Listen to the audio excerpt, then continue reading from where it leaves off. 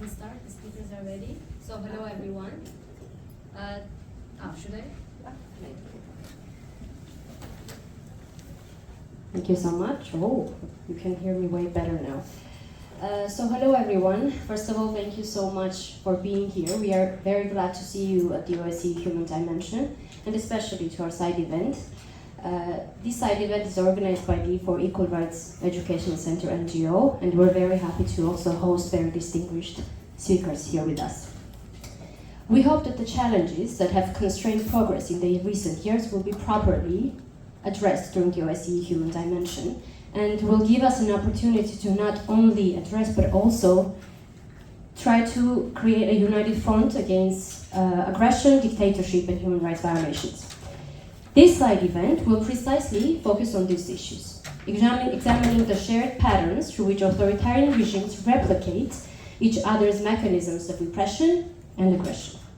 Together with our distinguished speakers today, we will explore what we call Putinization, the manipulation of external wars and enemies, and the use of hybrid threats and information warfare, both domestically and internationally, as a tool to sustain authoritarian power.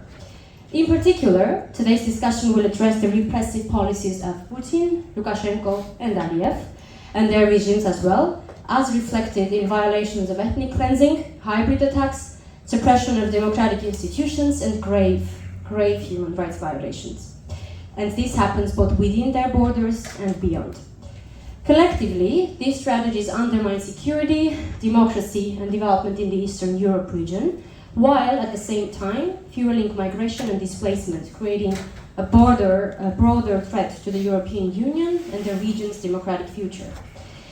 Today, I am very much honored to have joined by Ilya Yashin, Russian opposition leader currently in exile, Alexander Shlik, special representative on elections from the office of Svetlana Tsikhanouskaya, and Gane Abrahamian, former member of parliament and civil society leader from Armenia. And my name is Khanum Gevorgyan, and I will be moderating this discussion on behalf of For Equal Rights. So, with your permission, dear speakers, I will go ahead with my questions and then we'll proceed to Q&A session.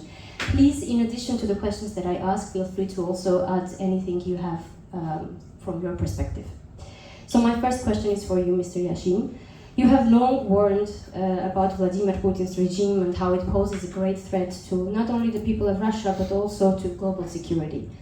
Unfortunately, as we saw, people and leaders didn't really listen to you, and we have what we have. So now, taking into account this Putinization model, what would you say is the strategy that you think the current international community should take in order to stop or seize these threats, and then also try to stop its expansion to other countries? Please. Actually, I became a member of opposition in 2000, in the year when Vladimir Putin became a president of Russia. And he is in Kremlin for 25 years, and I'm in opposition for 25 years. It's half of my life actually, and it's crazy. And you know, if someone told me in 2000 that Putin will be president for 25 years, longer than Brezhnev or Stalin, I never believed. And if someone told me in 2000 that your friends Navalny and Nemtsov will be killed by Putin's regime, and in 2025 you'll be alone, you know, I will never believe, but that's reality. And first of all, I believe that we should understand very clear that this war in Ukraine, it's not war between Russians and Ukrainians.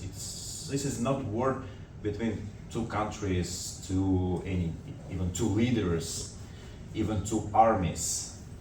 It's a part of a global fight, actually.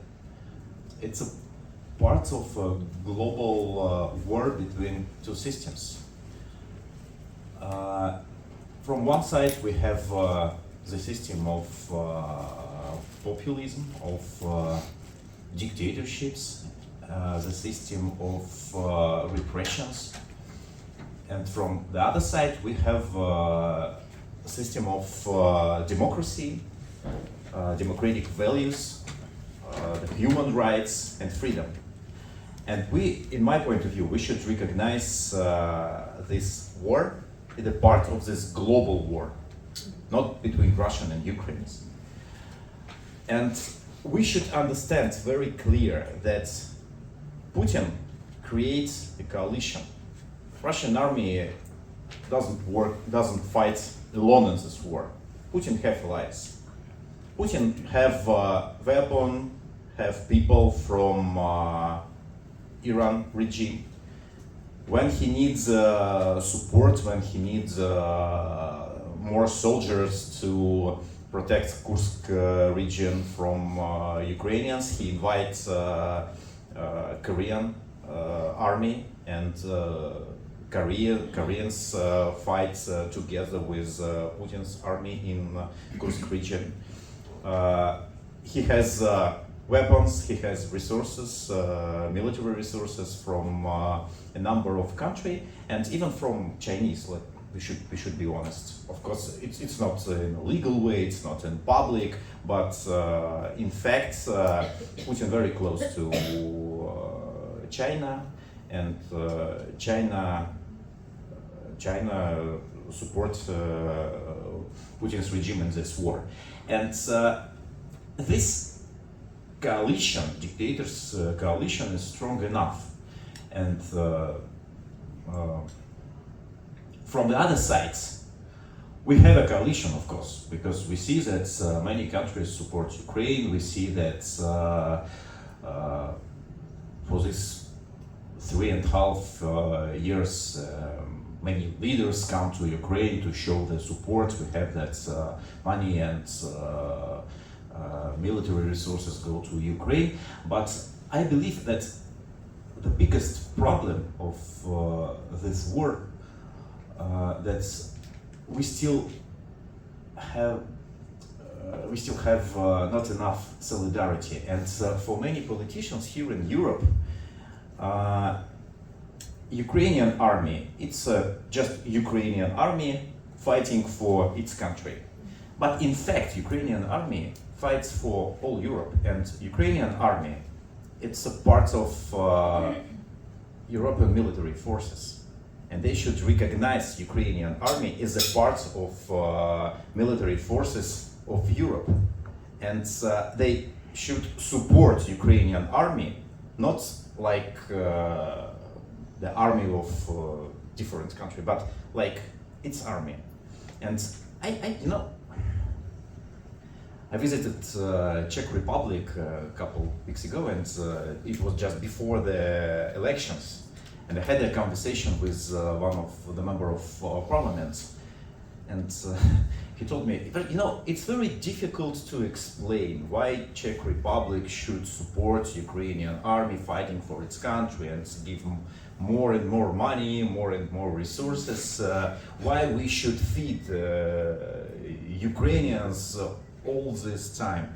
And for me it's a strange question, because everyone knows if you do not want to feed your army, you will feed the enemy's army. And it's our common goal to stop Mr. Putin. When Sergei Tikhanovsky was released a couple months ago, the first he said, we have the common enemy. We have the common enemy, and we should stop him together. And I was close to these words, because that's a common idea. We have a common enemy, and we should stop it together. Thank you. Thank you so much. Actually, yes, when we were preparing for this side event, the research, we had multiple articles of you mentioning and warning the European Union and the leaders about the situation. And thank you so much, at least for the work you have done in the past 25 years. We will, of course, get back to you with answers and questions, but my next question is for Mr. Schlick. Mr. Schlick, unfortunately, one of the first countries that this Putinization phenomena viciously touched upon was Belarus. And I know that the people of Belarus of course, there is an internal resistance to the regime that Putin has. So we would like really to know, what do you think is the roadmap to get out of this regime and to finally end the violence and the aggression in Belarus? Thank you. Good afternoon, everybody. Pleasure to be here. Thanks for this question. When I was preparing for speaking here, I was thinking of the term Putinization, yeah? And where are we now in terms of the time? And I think, you know, we should have had a discussion on Putinization about 20 years ago. But, you know, better now than never. Addressing your question, let me address it in two parts. I'll first answer in principle, and then I'll develop my answer by going back into my brief notes. First, you position Belarus as the country to be touched by Putinization. Let me remind you that Lukashenko is in power for longer than Putin. I don't know who Putinized who. My impression is that 20-25 years ago, Putin has been learning from the experience and the approaches of Lukashenko. It was not that Belarus got Putinized. It's that Putin got Lukashenized. So let me question the premise with which you started, in a friendly manner, of course. And let me then develop this thought. First and foremost, dictators do learn from each other. As you might know, I've led the election department in this famous institution of ODIHR for a number of years, so obviously I will speak about something that is very close to my heart, that the dictators learn from one another in terms of election fraud. Back in the 90s, they have been learning. In the early 2000s, they have been learning. In 2010s, they have been learning, and they continue to be learning, even though the methods and the apparatus for what we can broadly term election fraud is changing. From banal ballot box stuffing to toying around with technologies and murky processes, down to what can be termed the manipulative interference these days. Something that has shifted away from the technical domain of elections into the political domain of elections. The second thing that they're learning about is the civil society restrictions. The foreign agents laws that get replicated from Russia to other places is something that builds upon the restrictions that have been put onto the civil society in Belarus before the foreign agents laws have been termed as such. We've had de facto foreign agent laws in Belarus before Russia invented the term. The third thing is the propaganda. I think all of our dictators have their own points to convey through the propaganda. Their points and their ideology differs. And I think, but still, they learn from each other in terms of methods, including populating the social networks and the internet space, broadly speaking, with the propaganda messages that can be different, but the techniques of their deployment closely resemble one another. Some obviously have more power and resources than others, purely financially, yeah? Some dictatorships are rich, some dictatorships are relatively not rich. The interesting thing is that some of the methods do not require much of the resources, but some do. But what I think they are cooperating in is the hybrid warfare that is launched against what is a common enemy for all of them. That is the democratic Europe, democratic rest of the world, and I think that this is where they team up. They divide the tasks and they deploy their capabilities in a coordinated fashion. Yes. Azerbaijan might not have a border with the European Union. Belarus does. Russia does, but Russia prefers to use Belarusian border with the European Union to deploy some of the methods for the hybrid warfare, such as the migration crisis at the borders of Europe.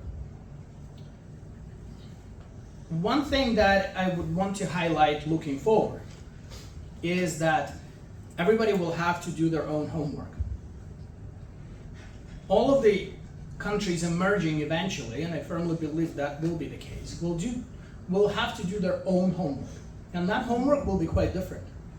And I think that is exactly why we need to recall that each of the dictators will have their own measure of responsibility for what they have been committing domestically.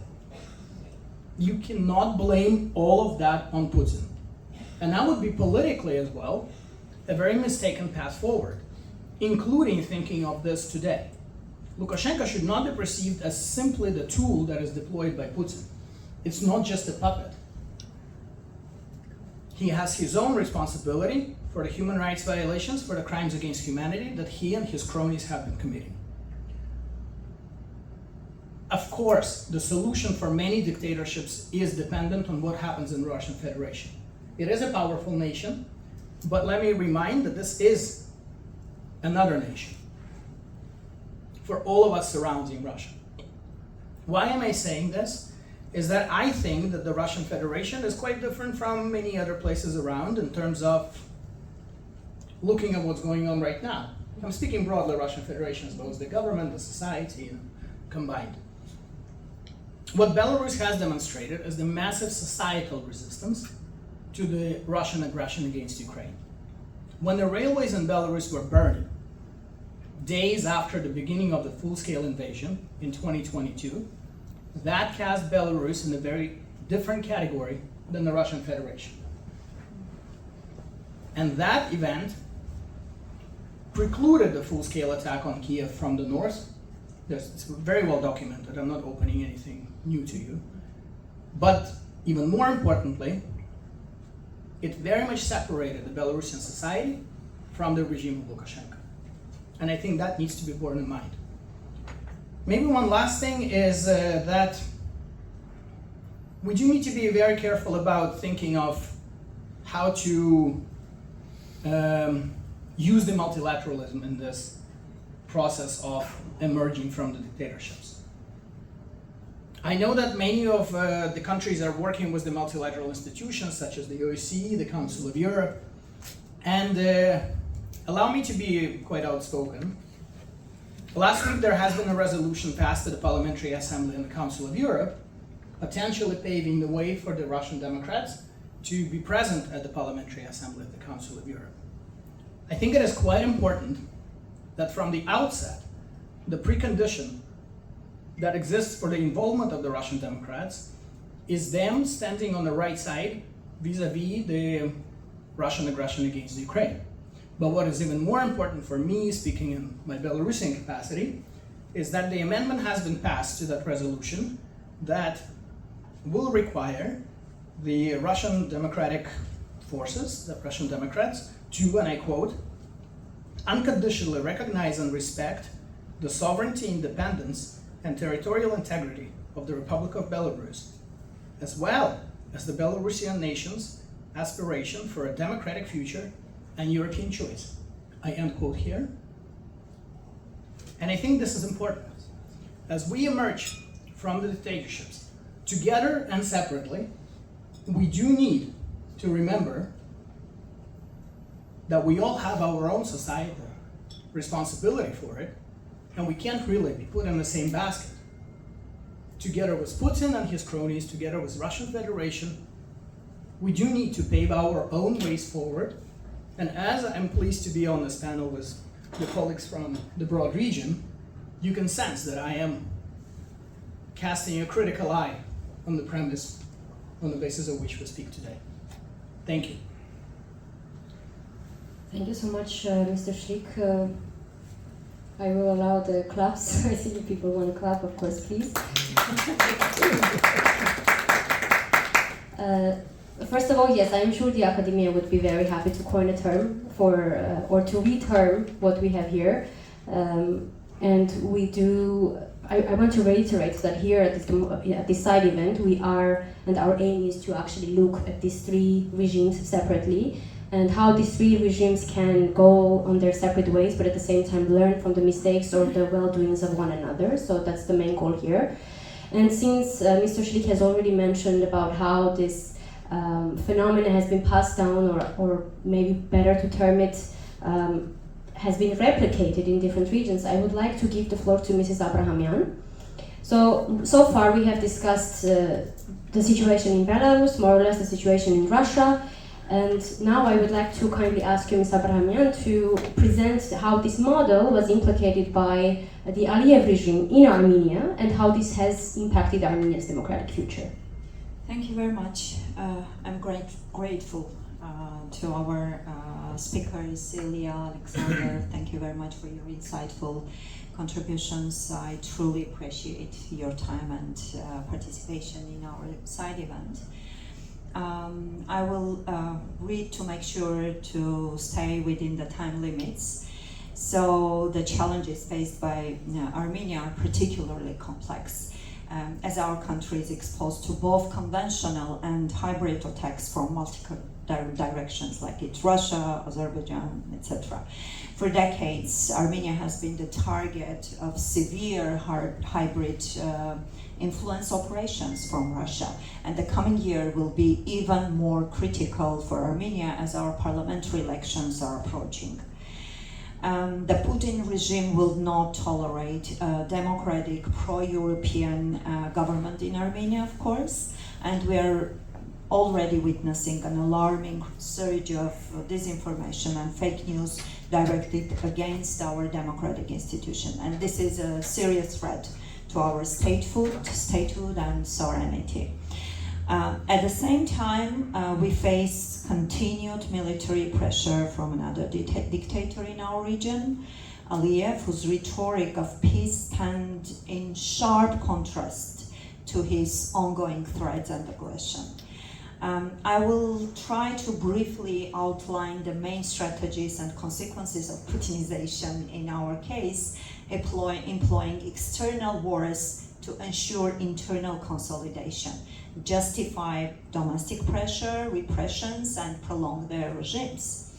In our case, of course, the main problem is Aliyev regime, which directly replicates Putin's strategies and even his narratives. In this case, it's directly Putin's strategies, although he's a very good friend of Lukashenko, of course. Over the past 5 years, this parallel has become especially evident.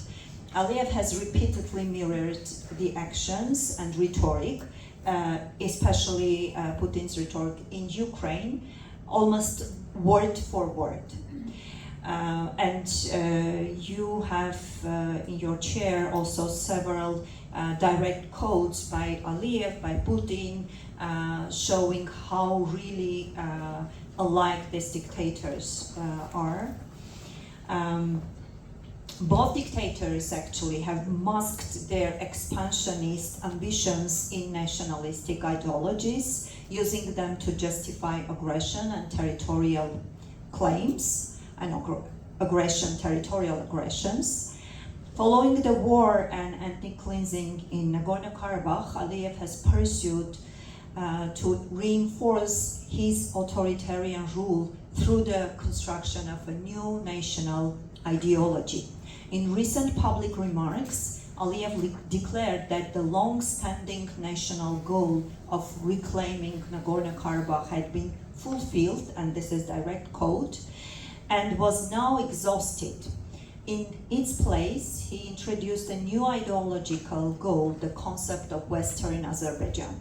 When they say so-called Western Azerbaijan, they mean at least 60% of Armenia's sovereign territory. This is nothing less than a direct threat to Armenia's territorial integrity and yet another violation of Helsinki Final Act. This ideology is even more dangerous than decades of hate propaganda because Armenia is no longer portrayed merely as an external enemy, but now as so-called lost homeland, a territory that in reality has never been part of Azerbaijan in any historical period. This newly constructed image of external enemy not only fuels regional tension, but also serves a domestic purpose. It helps Aliyev maintain his dictatorship, and Aliyev's Western Azerbaijan directly mirrors Putin's Russian world. This is just really identical, which is used for Ukraine in Putin's case. Just as Putin claims that he is restoring historical justice and territorial integrity through the use of military force and war crimes, Aliyev is following the same path, now openly threatening to seize territories of Armenia. The next core narrative that directly echoes, again, Putin's main strategy is so-called demilitarization.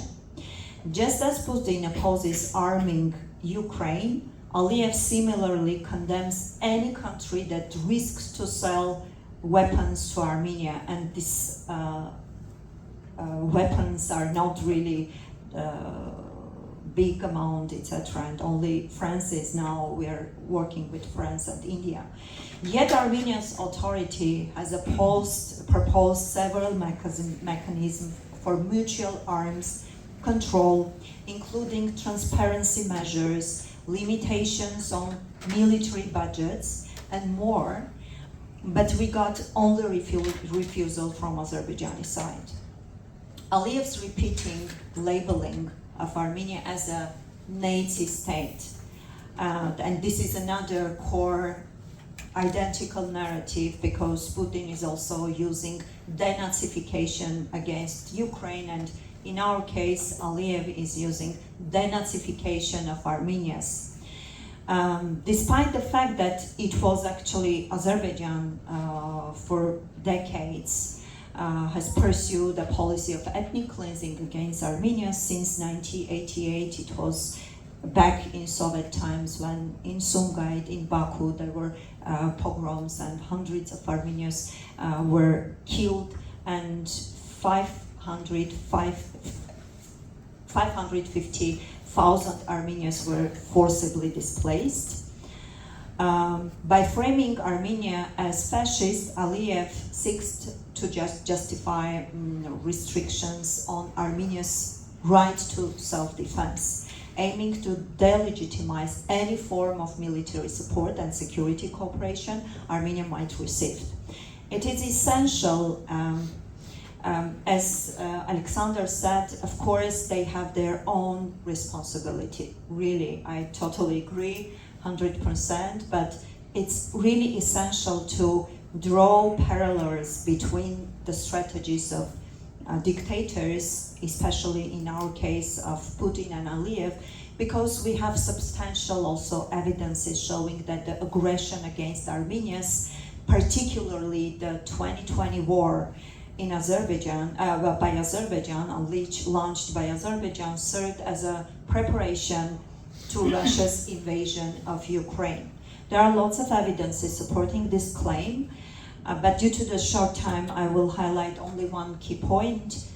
Putin had been planning the war in Ukraine for years. He knew that once he launched the invasion, international sanctions would intensify, and he would need really reliable allies in the region to support trade and energy exports.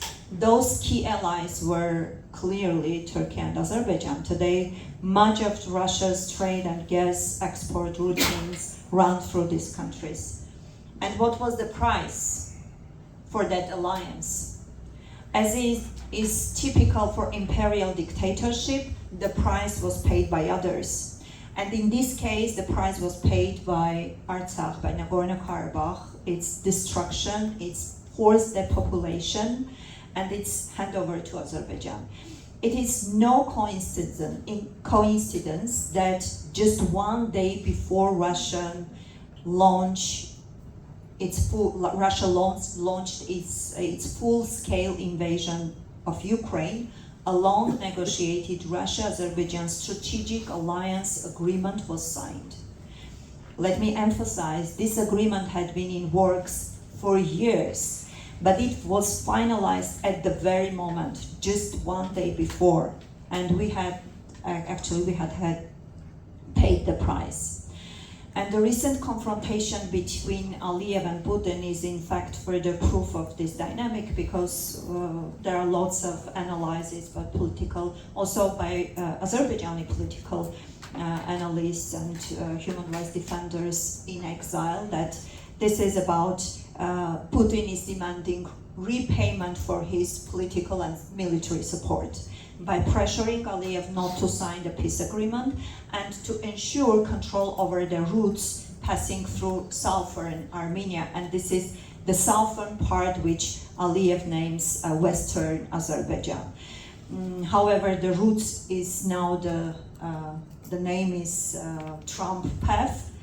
So the agreement was pre-signed, not signed yet, but pre-signed in August 8 with the support of Trump.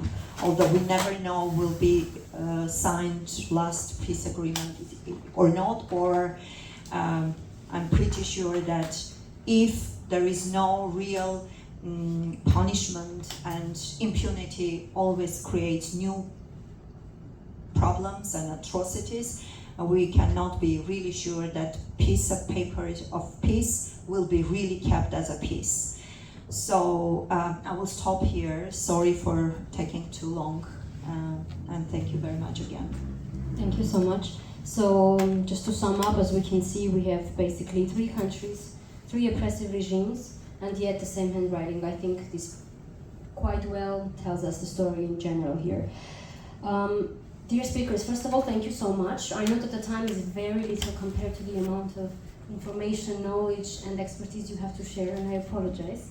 Hopefully one day the OSCE will give more time to the side events, as they're so productive. But with your permission, I will also open the floor for questions from the audience. But before we do that, I would like to kindly ask everyone to be, first of all, respectful to the speakers, and second of all, to one another. Otherwise, we are many, and it will be a difficult conversation, especially for me to hold. Thank you so much, and just please, if you have a question, raise your hand and present yourself. Please.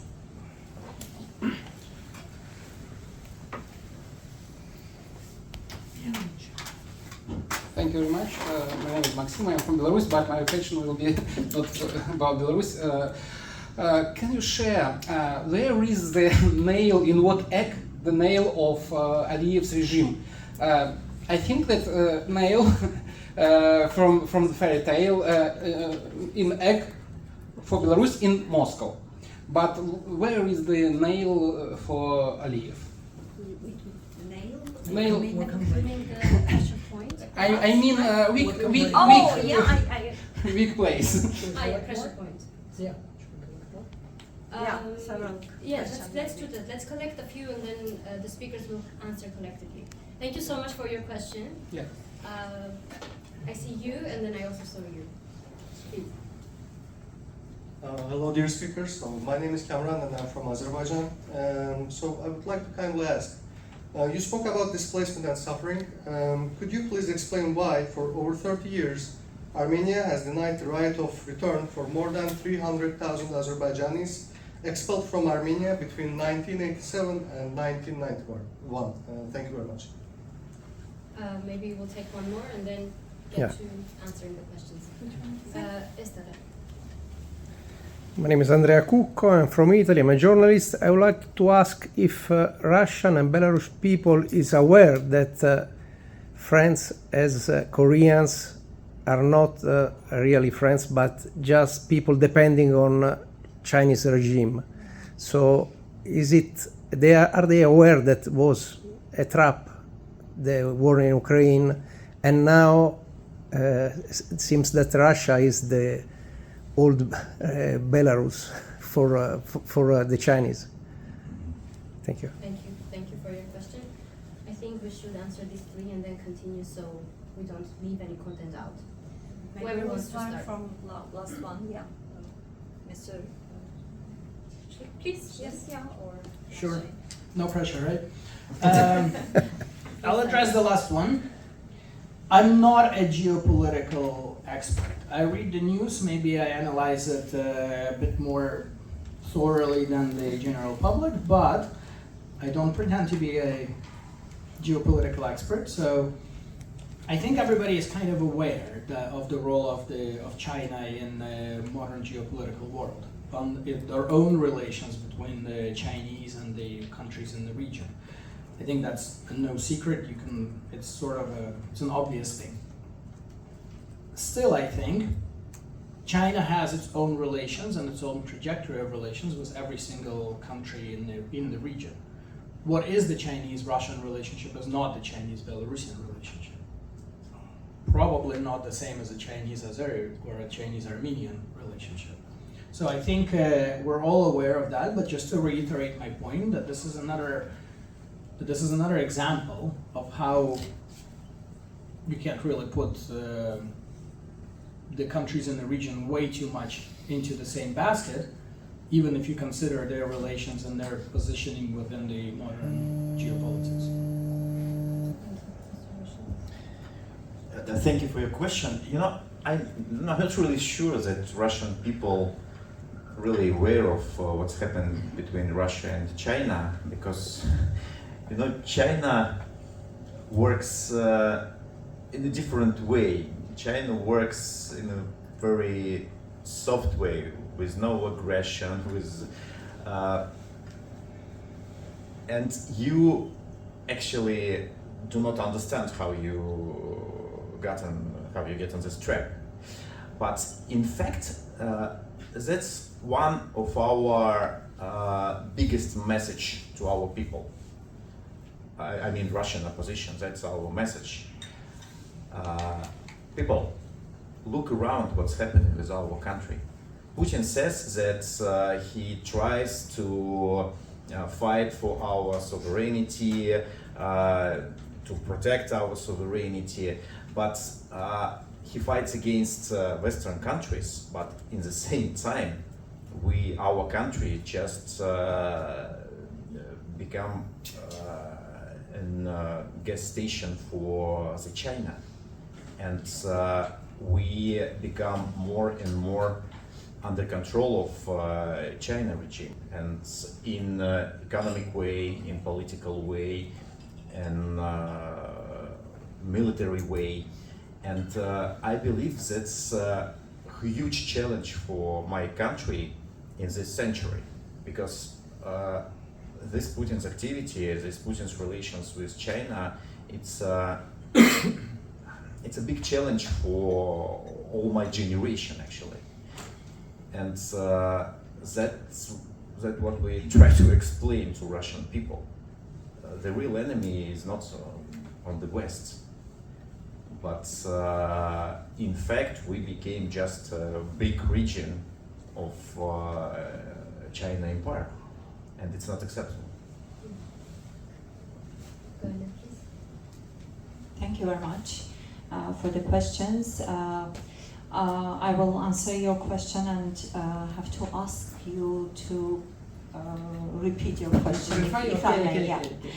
So about the right of return. So we also talk about right of return for Artsakh people, for Nagorno-Karabakh people who were in 2023, 120,000 people just were forced deported from their homeland and sanctuary homeland. So since 2023, Nagorno-Karabakh is under Azerbaijani control. How many of them have returned? May I answer, please? Yeah, sure. So in Azerbaijan, we have a portal which is very commonly known, even in Armenian Republic, that any Armenian from Karabakh region can always access this portal and require citizenship of Azerbaijan and relocate themselves to Karabakh region to live in their homes. And to be killed there, because they were there, they were living there in 2023. And what happened after 2020 war? I'm not talking even about 2020 war, but in 2023, Armenians in Nagorno-Karabakh were under severe blockade 9 months. And after blockade, there was a military aggression named that Aliyev was fighting against terrorists. Armenians were not living there, like kids and women were terrorists, so they were forced deported. Why are you they were living there, and there were Russian peacekeepers that never protect this population. So why are you calling back them? Just to kill? No, I'm talking about Azerbaijan population that have an opportunity to go back to Nagorno-Karabakh. How many they went? About 1,000 or 2,000. You're talking about 3,050. I will answer, yeah. Okay, but Aliyev is saying that he needs an unimpeded route through Armenia and claiming that no any Armenian military force they would not see. And he said, I'm quoting directly, no Armenia, Azerbaijani population will not see any Armenian military or policeman, etc. No, in Armenia you mean? No, the route should be in Armenian. So regarding It's the blockade, Armenia's sovereign territory. regarding the blockade, if you would like me to answer. But we cannot have this I'm dialogue, sorry, yes, but we cannot unfortunately, make this because dialogue. the time is really limited. I'm saying, okay, let me conclude with this. From Azerbaijan, from Baku, from Sumgait, from Nakhichevan, about 600,000 Armenians were forcibly deported. So at the moment that there will be opportunity to go back for these 600,000 Armenians to go back to their homes, to Baku, to Sumgait, at that moment they can come back to Armenia as well. Regarding the Okay, blockade, Ghanajan, I would like to kindly ask you to answer the second question. The rest of the questions can be discussed outside. Yeah, sorry. Thank you. My question was about the weak point of Aliyev's regime. Weak point. Weak Yeah. points. Yeah. For us, it's a must. I was just to be sure that I got the answer. The weak point for every dictator is democracy. I'm pretty sure. And that's why this discussion was about dictatorship, because if even they are expelling their, or doing some wars, etc., or internal dictatorship, internal oppressions against their own population, it doesn't really have any differences, because the main weak point for any dictator is democracy. And that's why we are pretty sure if from one side, especially now Armenia is has huge aspirations for democracy. Population society has huge understanding and aspirations for democracy, while from another side in Azerbaijan, even talking about democracy is prohibited. So in this case, having a peace, long-standing peace in the region, I really have not any hope for that, but still Armenia's side is trying to pursue. I forgot to say about Putin's another motive, why he supported Aliyev back in 2020, because there was another motive in this issue.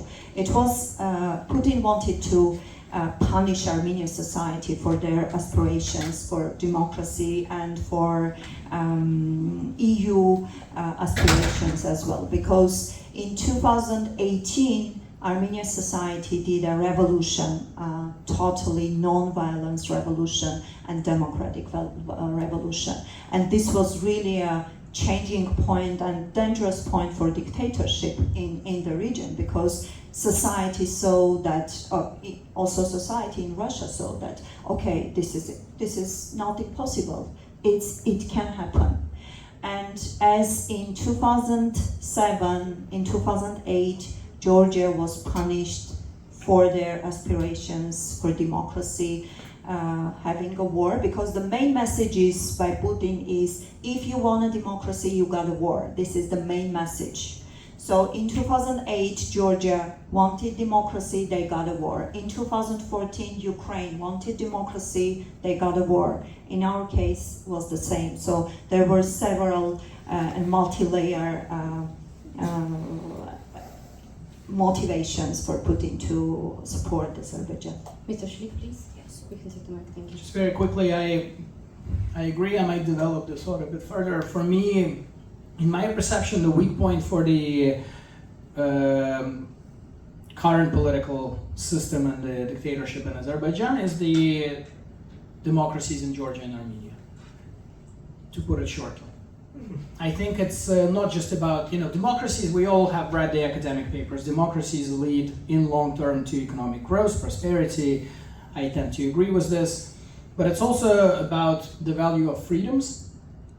And the paradox here is that as there is the economic growth, even if it's not underpinned by democracy, people start wanting more and more freedoms.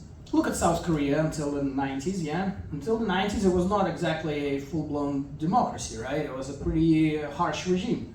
But as it progressed economically, people wanted more freedoms. It is a functioning democracy these days, with the presidents not only losing power, but sometimes ending up in jails for whatever they have committed. So I think what is interesting is that if Armenia and Georgia maintain democracies or go back on the democratic track, the people in Azerbaijan might be able to look around, even if they have the economic growth ensured by something else, such as selling the energy resources. They will look around eventually and say, what is going on in my neighborhood? These people seem to have more freedoms than I do. Why isn't this economic growth resulting in more freedoms here? And I think that this is why I really hope that the peace process stays its course, because the peace paves the way for Armenian economic growth. And this economic growth, underpinned by democracy, might be something that will resonate closely with the common folk in Azerbaijan as well. So basically, it's not only dictatorships that can spread, but also democracy. Thank you so much. I will take the last and next set of questions.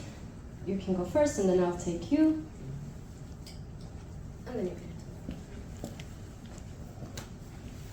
can. Thank you. My name is Juliana. I'm a former political detainee of the Belarusian regime. And my question is to you, Mr. Schlick. As someone who is working at the European institutions, I hear a lot about what should EU's reaction be to the Belarusian regime. And with the recent release of a few dozen political prisoners in exchange for the ease of sanctions by the US, how should the EU be looking at this? Because some say the only interaction should be sanctions and only sanctions, while others say that political prisoners should be the first priority. In your opinion, how should EU react to this? Should it follow Trump's lead or not back down from its sanctions? Please. Hello, Yusuf Mammadov from Azerbaijan. You called Aliyev another Putin and Putin supporter Aliyev, but let's look some facts. Not a supporter, just Another Putinism you called. Let's look the facts. Russia downed an Azerbaijan civilian plane in this year, killed our citizens. Our auto-terrorists raided Sputnik's office in Baku, and Moscow's police brutality against Azerbaijan caused a major crisis. These are not actions of alien, it's action of enemies. So my question is, when you come here to paint Azerbaijan as another Russia, are you in fact doing Moscow's work, helping to cut Azerbaijan away from Western partners, isolating us and weakening democratic dialogue? Please pass down the microphone, and then we'll have Daniel, and we'll answer the questions. Okay. Hello everyone, I'm Lomana from Azerbaijan. I just want to point out that recently you can clearly see the peace oriented by Azerbaijan, implemented by Azerbaijan. And yet now you are talking about dictatorship. Let me remind you of the recent history, the joint statement by Ilham Aliyev, Trump and Nikol Pashinyan, and even more recently, the meeting between Ilham Aliyev and Nikol Pashinyan in Copenhagen. This clearly shows that Aliyev's policy is aimed more toward the peace. So who can this topic even relate to Azerbaijan and dictatorship?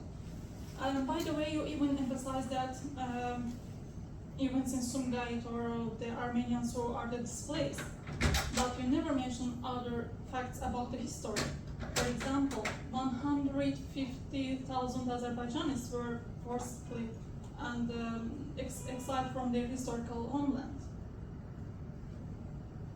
Okay, thank you, Daniel, and then we'll start. Thank you. No, there's a famous joke. So two military men bordering on serving on a Berlin Wall on a border. Russian and American are arguing with each other. American is saying, "We have a democracy. I can go to the White House. I can enter my president's office, and I can tell him, Mr. President, I don't like the way you rule this country." And then the Russian soldier answers, like, "Yes, I can go to Kremlin. I can go to the General Secretary's office, and I can tell Mr. General Secretary, I don't like the way American president is ruling his country." So this is the joke. It comes to my mind when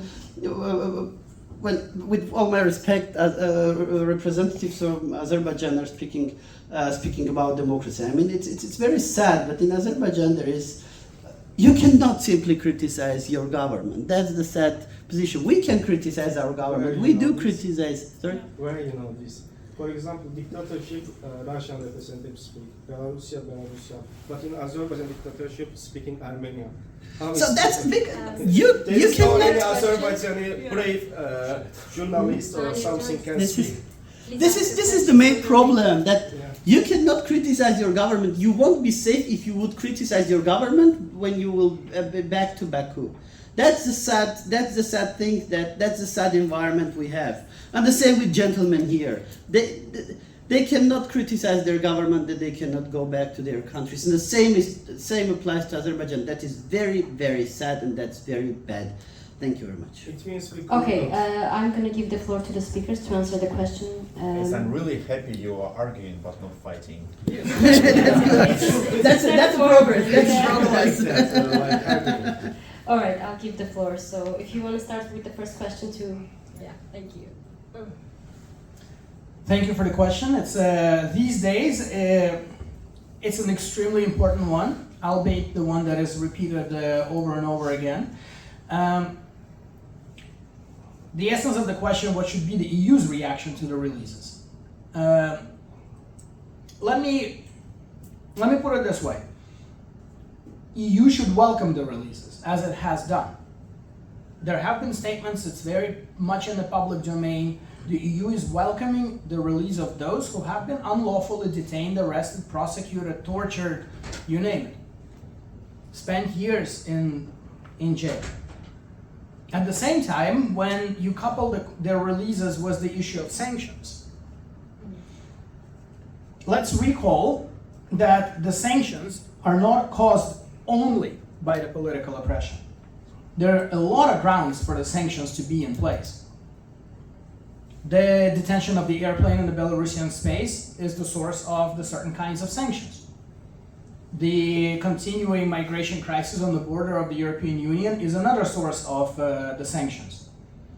So the logic behind trading those kind of sanctions against the release of political prisoners is, in my opinion, politically possible. You can link two concepts in whatever way you want if you want to do politics around it. But conceptually, it's quite different. It's quite difficult, and it's quite difficult domestically for the European Union countries. How do you explain lifting the sanctions caused by the migration crisis here in Poland to the Polish population, to the people in the border regions, and to the military who have been killed and wounded by this crisis, through the release of political prisoners? They might not understand it very well. The second thing is that linking the lifting of sanctions to the release of political prisoners is something that we can imagine, but it hasn't really happened. I don't think we had too many sanctions lifted in exchange for the release of political prisoners that we have recently witnessed. What sanctions have been lifted? The sanctions on Belavia?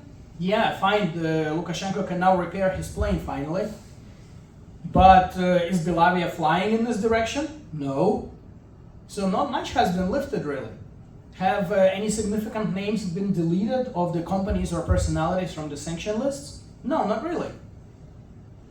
So linking the release of political prisoners to lifting of the sanctions is not premised on any facts yet. And maybe one last point. Are we really talking about release of political prisoners and as the easing of the current situation? It's definitely the situation of easing the conditions of those who have been released. They're not suffering behind bars any longer. But if you look at the hard data, we have more people detained that have been released. So where is the political logic of easing the pressure on the regime of Lukashenko in this situation? I don't see much. I hope it answers the question. Thank you so much. This reaction to you? Yeah, I will answer two questions. Thank you very much. First of all, in my speech, I said that the recent problems between Putin and Aliyev doesn't mean really that Aliyev is not continuing identically using the same strategies as Putin is using for Ukraine. It doesn't really matter. Dictatorships, as Mr. Schlick said, they are really teaching each other, studying from each other, etc.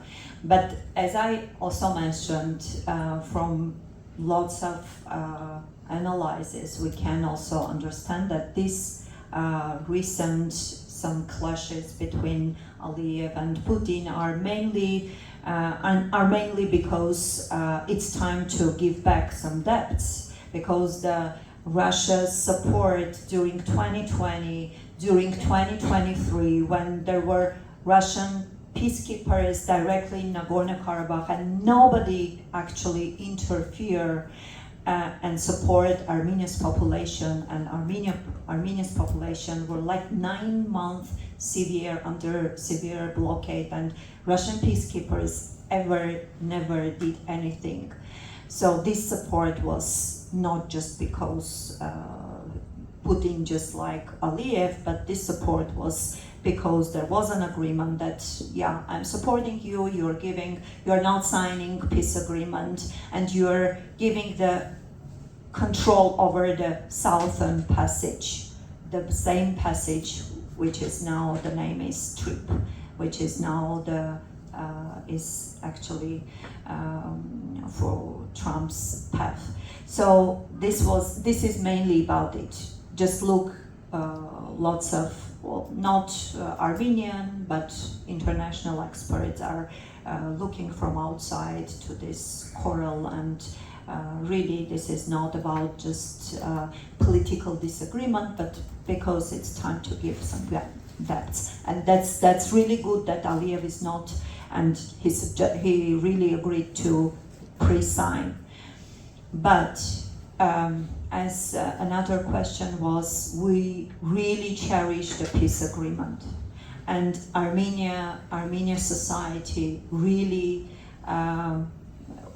nobody better knows what means and what we pay for peace. Armenia's side really gave lots of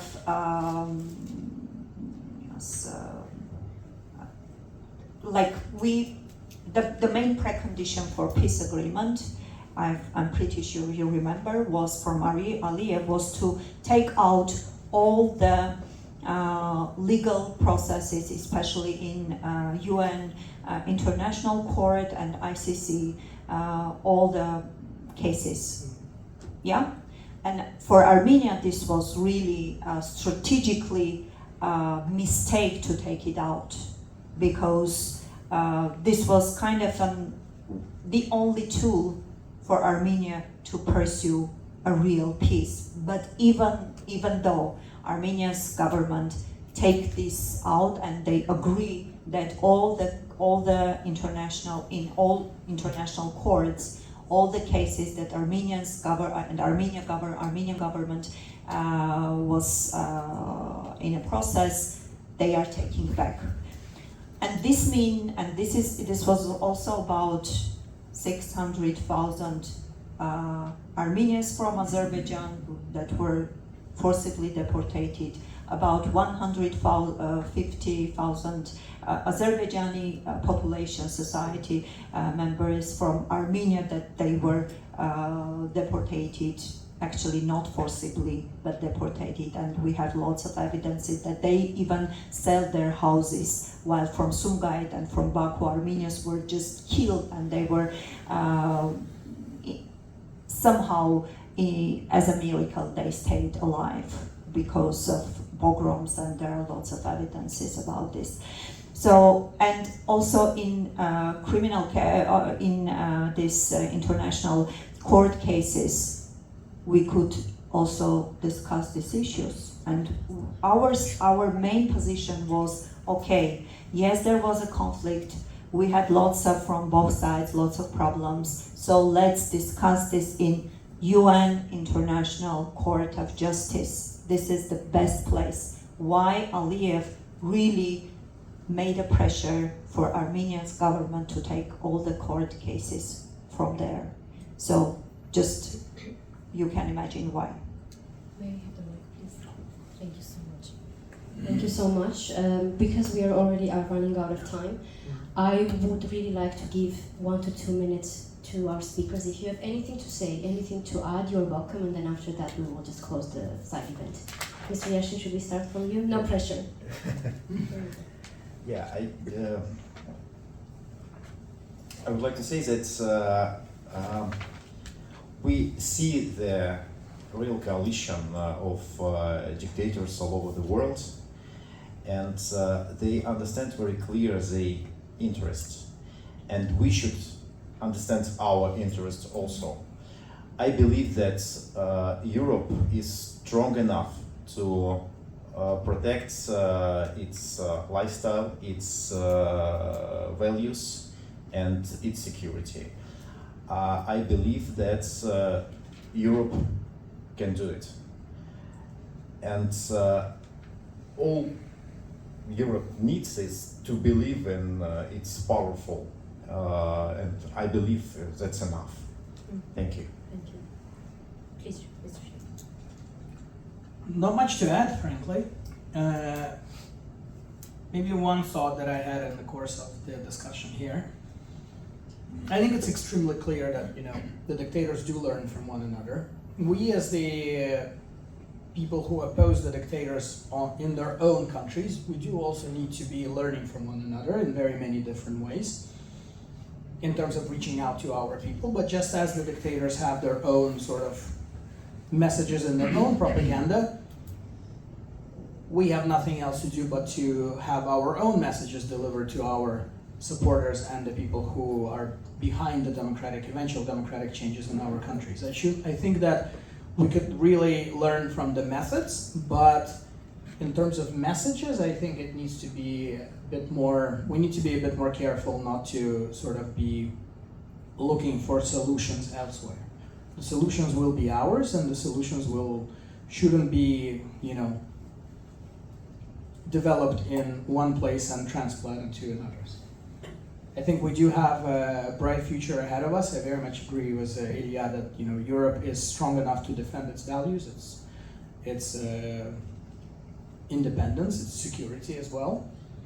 And I do think that we all have a future in the family of European nations, but as nations, not a basket. Thank you. Thank you very much. And again, I would thank you, our speakers, for their participation. The main message is that, yeah, if dictatorship and dictatorships are really consolidated, we need a consolidation of democracies, and Armenian society is really committed to democracy. And we will protect ourselves and our democracy, although there is a harsh hybrid threats against Armenia's democracy from Russia, also from Azerbaijan, but we are really strong with our aspirations to democracy and also aspirations for EU. Thank you so much. If I may have one of the mics on this side, thank you. Dear speakers, thank you so much for your insightful contribution to this side event. Dear audience, this side event sought to provide a concise yet profound reflection on the shared authoritarian regimes and the practices that they employ, and to serve as a warning against both these regimes themselves and the double standards that enable such behaviors by the regimes in Russia, Belarus, and Azerbaijan. On behalf of our equal rights, I would like to thank you for being here, for staying with us over time, and we wish you to have a productive and inspiring week at the OSCE in Warsaw. Thank you so much.